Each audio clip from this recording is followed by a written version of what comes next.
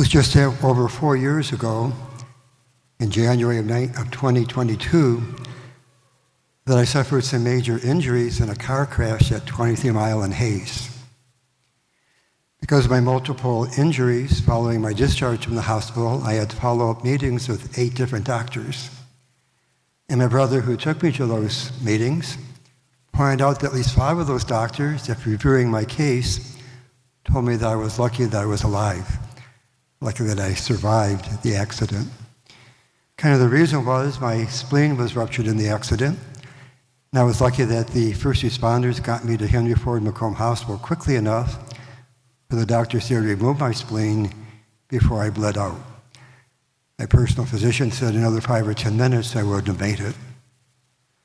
Also in the accident, I fractured both of my legs and my right hip was displaced. It stretched out my sciatic nerve and tore the other nerves in my leg. So now I have neuropathy and drop foot in my right leg.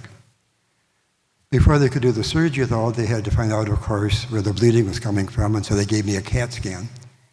But to do that, they had to straighten out my crippled up leg.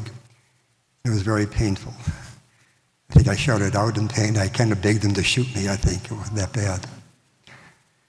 But then about 2 years ago, 2 years after the accident, following a mass I celebrated at Austin High School, one of the parents of the students told me that she was the critical care nurse on duty the day of my accident. She recognized me. I first started to apologize for screaming so much, but she said, no, you were in a lot of pain, so I just massaged your temple and prayed for you. Just massaged your temple and prayed for you.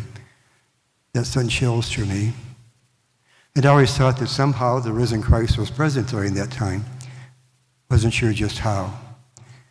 What the doctor saw as me being lucky, I really see as being blessed. They saw with physical eyes, I viewed that with spiritual eyes. The eyes that bring us here to continue to celebrate Christ's resurrection. Today we're beginning just a 3-part message series on the resurrection entitled Vision. The idea is how we see things, how we view things in life, our perspective on life that leads us how we live our lives. Do we see it with just physical eyes or spiritual eyes? In today's gospel, it's late on Easter Sunday. The apostles are gathered in the same room they had celebrated the Last Supper with Christ. And the doors are locked. They're full of fear and the disillusion. The fear comes because Jesus himself was put to death by the Romans for treason. He challenged them. In the years prior to that, people who had challenged the Roman Empire were put to death. But not only the person who led them, but all their followers are also put to death. In the year 6 AD, 2,000 of the Jewish people were crucified because their leader opposed the Roman Empire. The apostles had good reason to be afraid. Of course, they're also very disillusioned. Jesus was not the Messiah they had thought he would be. They put their hope in him, and now he had died that inglorious death. But even though the doors are locked, Jesus comes into the room, and he brings peace and calm amidst their fear and disillusionment. Christ does the same for us. With our spiritual eyes, we see Jesus entering our life during those difficult times to bring us peace, to bring us calm, to take away our disillusion. As we gather here for Mass, we come here ourselves sometimes with suffering different things, fear perhaps in our life, different tragedies in our life. We come here with spiritual eyes knowing that the Lord can come into our life and bring us calm and bring us peace.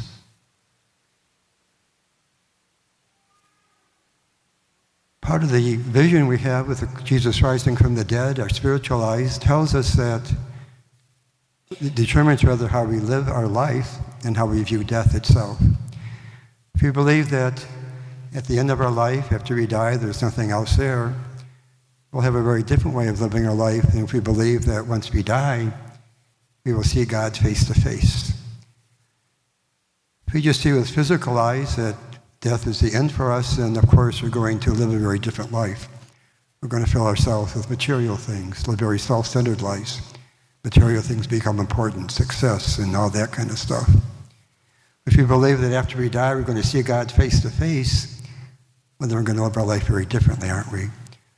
We're going to live a life pleasing to God when we see God face to face, serving the needs of others, not being so self-centered.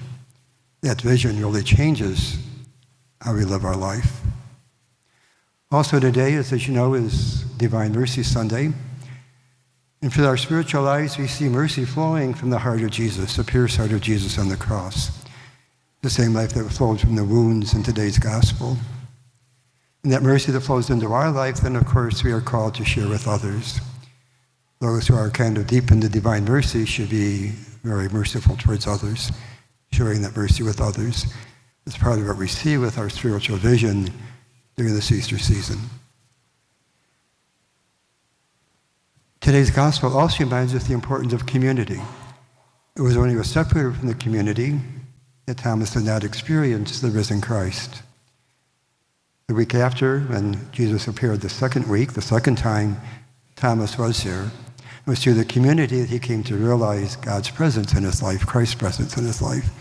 It's through community that we gather too to experience God's presence in our life. And we see that with spiritual eyes. So again, we're going to be reflecting these next few weeks on what our spiritual eyes tell us, how they inform our life, how we live our life, knowing that Jesus has died and risen from the dead.